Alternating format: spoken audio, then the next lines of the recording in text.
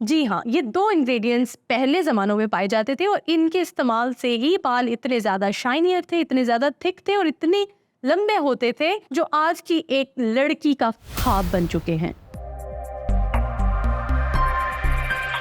मैं हूँ आपकी डाइट कोच सहरीन खान और मैं रन करती हूँ टीएस के डाइट चैनल को, जहाँ पे बहुत से लोगों ने अपने आप को ट्रांसफॉर्म किया है हेल्थ के हवाले से, वेट के हवाले से। और अगर आपको हेयर फॉल का प्रॉब्लम है तो आप इस चैनल को सब्सक्राइब करें, बेल आइकन पर प्रेस करना मत भूलिएगा और अपनी क्वेरीज को कमेंट्स बॉक्स में लिखिएगा। लिंक डिस्क्रिप्शन में दिया हुआ है मुझसे डायरेक्टली कनेक्ट करने का, तो you can book your consultation on the given link. ज्यादा दूर की बात नहीं है, मैक्सिमम 60-70 साल गुजरे होंगे कि सबके हेयर बहुत ज्यादा स्ट्रॉन्ग थे, शाइनिंग थे, हेल्दियर थे, बल्कियर थे। और आपके घर में अगर आपके बुजुर्ग मौजूद हैं, नाना नानी दादा दादी, आप उनके बाल भी देखते होंगे बहुत ज्यादा स्ट्रॉन्ग है। मेरी अपनी दादी और नानी की इतनी लंबी चोटी है, इतने थिक बाल हैं। और राज क्या है उनके बालों का? देसी साबुन। जी हाँ, मैं जब भी उनसे बात करती हूँ कि आप अपने बालों पे अप्लाई क्या करते हैं, तो उनका जवाब होता है कि सर हम देसी साबुन से धोते हैं जिससे कपड़े धोए जाते थे। और बालों पे लगाने के लिए कौन सा मास्क इस्तेमाल करते हैं? तो वो मास्क होता है सरसों का तेल। जी हाँ, ये 2 इंग्रेडिएंट्स पहले ज़मानों में पाए जाते थे और इनके इस्तेमाल से ही बाल इतने ज़्यादा शाइनियर थे, इतने ज़्यादा थिक थे और इतने लंबे होते थे, जो आज की एक लड़की का ख्वाब बन चुके हैं। सो इन 60-70 सालों में ऐसा क्या हो गया कि पहले बाल 60-70 साल की उम्र में गिरते थे और अब तो इंसान की उम्र ही 60-70 साल है और हेयर फॉल जो है वो 30 से ही स्टार्ट हो जाता है। और कुछ तो बेचारे टीन एज में ही हेयर फॉल का शिकार हो जाते हैं। 1990 और 2000 की दहाई में आपने ये चीज ऑब्जर्व की होगी कि इतने ज्यादा कमर्शियल्स बनाए जा चुके हैं और इतना ज्यादा लोगों के अंदर हेयर अवेयरनेस पैदा कर दी गई है कि अब हर इंसान को अपने हेयर के बारे में अच्छा खासा नॉलेज है, जो कि पहले नहीं होता था। विच मीन्स कि एक इंडस्ट्री है जो इसके पीछे मुसलसल काम कर रही है, जो कि अपनी प्रोडक्ट्स को सेल करने के लिए कुछ भी करेगी। वो आपको कॉन्शियस करेंगे आपकी ब्यूटी के बारे में, और ब्यूटी में सबसे इंपॉर्टेंट चीज होती है बाल। बालों का लंबा होना, घना होना, शाइनी होना, ये तीनों चीजें बहुत ज्यादा मैटर करती हैं। और फिर आता है हेयर फॉल। अब हेयर फॉल कहते किससे हैं? नेचुरली 100 बाल रोजाना गिर रहे होते हैं, लेकिन अगर आपके 100 बालों से ज्यादा बाल डेली बेसिस पे गिर रहे हैं और दोबारा रीग्रो नहीं कर रहे हैं, तो इसको हम हेयर फॉल कहते हैं। सो इसी वीक पॉइंट को पकड़ के ब्यूटी इंडस्ट्री ने इसके ऊपर काम स्टार्ट किया, इसके ऊपर रिसर्चेस की और देखा कि इंसानों से पैसा कैसे कमाया जाए। और पैसा कमाने का सबसे बेहतरीन तरीका ये होता है कि आपको इनसिक्योर किया जाता है। इनसिक्योर किया जाता है आपकी लुक्स के हवाले से, इनसिक्योर किया जाता है आपकी ब्यूटी स्टैंडर्ड्स के हवाले से, और आपको ये बताया जाता है और ये सोचने पर मजबूर किया जाता है कि बाकी तमाम सोसाइटी जो है उनके स्टैंडर्ड्स कुछ और हैं और आप उन स्टैंडर्ड्स पे पूरा नहीं उतरे। और आप उन स्टैंडर्ड्स पे पूरा उतरने के लिए अपनी जेब में मौजूद आखिरी पाई तक इन्वेस्ट कर देते हैं और आपकी जेबें हो जाती है खाली और साथ में उनके बैंक अकाउंट्स भरते चले जाते हैं। तो सिंपल सी बात है कि आप में इन इनसिक्योरिटीज की वजह से एक स्ट्रेस का लेवल भी इंक्रीज होता चला जा रहा है। अब यहाँ बात करते हैं स्ट्रेस को लेकर। तो स्ट्रेस पहले जमानों की निस्बत अब के लोगों को ज्यादा है, खासतौर पर टीन एज में, जहाँ पे एजुकेशन की स्ट्रेस होती है, अपना करियर बनाने की स्ट्रेस होती है, रिलेशनशिप बनाने की स्ट्रेस होती है, और उस पर एडिशनली अगर आपको आपकी लुक्स के हवाले से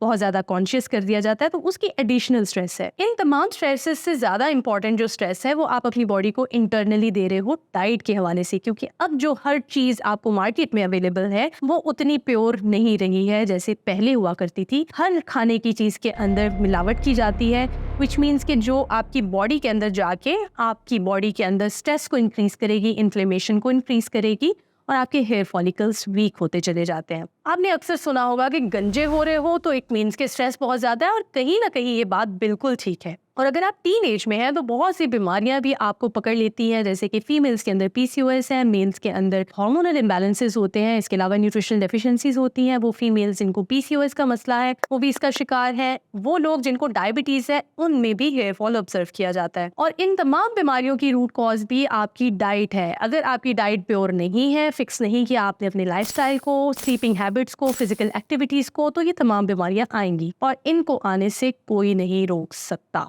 अब यहाँ पे बात करते हैं कंपैरिजन्स की, क्योंकि इंसान की ये नेचर में शामिल है कि अपने आप को कंपेयर किए बिना वो रह नहीं सकता। कंपैरिजन यहाँ पे आता है वेट लॉस के अंदर।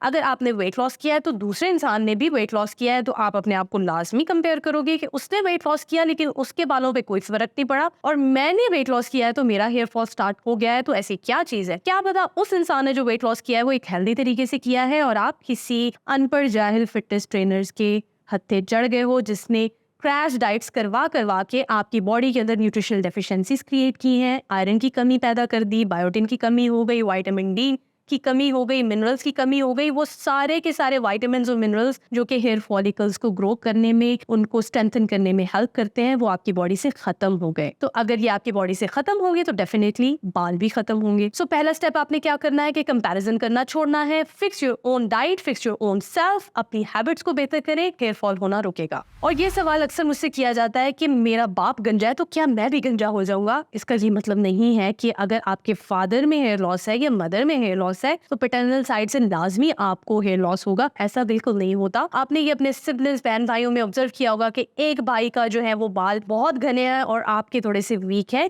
तो यहाँ पे बात आती है जेनेटिक्स ब्रेकअप की, क्योंकि हर इंसान का जेनेटिक मेकअप जो है वो किसी ना किसी हद तक आपके अपने कंट्रोल में भी होता है, हर इंसान का डिफरेंट होता है। तो पैटर्नल साइड से, मदर वाली साइड से आपको 30% जीन्स मिल रहे हैं, फादर वाली साइड से भी 30% आपको हेरिडिटरी चीजें मिल रही हैं और 40% आपके अपने कंट्रोल में है। आपने अपनी डाइट और लाइफस्टाइल के जरिए ही इन चीज़ों को ख़त्म करना होता है। अब सॉल्यूशंस की अगर बात करते हैं तो सबसे पहले तो आपकी डाइट। खैर से 60-70 साल पहले हमारे पास कोई गैजेट्स नहीं होते थे, आपने घर पे प्योर क्लीन खाना बना के खाना होता था। लेकिन अब हमारे पास गैजेट मौजूद है, फ़ोन हाथ में है, एक क्लिक पे आपका खाना 30 मिनट्स के अंदर अंदर आपके दरवाजे पर होता है। सो ये नंबर 1 प्रॉब्लम है, इस चीज़ को आपने एलिमिनेट खुद से करना है। जंक फूड का इस्तेमाल बैन और क्लीन ईटिंग आज से स्टार्ट। और क्लीन ईटिंग से मेरी क्या मुराद है, आपने एक अच्छी अमाउंट में प्रोटीन का इस्तेमाल करना है, जिसमें अंडे आते हैं, चिकन आता है, फिश, मीट वगैरह आते हैं, दालें, लोबिया वगैरह आता है। ये इनका इस्तेमाल यकीनी बनाइए। और मुझे मालूम है कि यहाँ पे आपके दिमागों में एक क्वेश्चन आ रहा होगा कि जिम करने वाले लोग तो हाई प्रोटीन डाइट करते हैं और आप भी अगर वेट लॉस करें और हाई प्रोटीन डाइट पे करें उसके बावजूद हेयर फॉल हो रहा है। तो इसकी एक मेजर रीजन ये होती है कि अगर प्रोटीन्स को आप अलोन खा रहे हैं तो बॉडी हीट बढ़ती है। तो मेक श्योर करें कि आप वाटर कंजम्पशन अच्छी रखें, उसके साथ साथ फाइबर इंटेक आपका अच्छा खासा होना चाहिए, क्योंकि प्रोटीन्स के साथ लेना बहुत जरूरी है। दूसरे नंबर पे आपके ब्लड की सर्कुलेशन हेयर के अंदर होना बहुत जरूरी है, जिसके लिए आप डिफरेंट मसाजेस इस्तेमाल करते हैं, डिफरेंट पैक्स को इस्तेमाल किया जाता है, ऑयलिंग की जाती है। लेकिन ट्रस्ट मी, ऑयल का जो पार्टिकल होता है वो बहुत बड़ा होता है साइज से, वो आपके स्कैल्प के अंदर पेनिट्रेट नहीं हो पाता। बेसिकली होता क्या है कि जब आप मसाज करते हो सर का किसी भी ऑयल की मदद से, तो आपके सर के अंदर ब्लड सर्कुलेशन फास्ट हो जाती है, जिसकी वजह से हेयर फॉलिकल्स जो हैं वो स्ट्रेंथन होते हैं और ब्लड सर्कुलेशन की वजह से ही आपके हेयर ग्रो कर रहे होते हैं। सो अब आप क्या कर सकते हैं अपने हेयर फॉलिकल्स को मजीद मजबूत करने के लिए या हेयर फॉल को रोकने के लिए?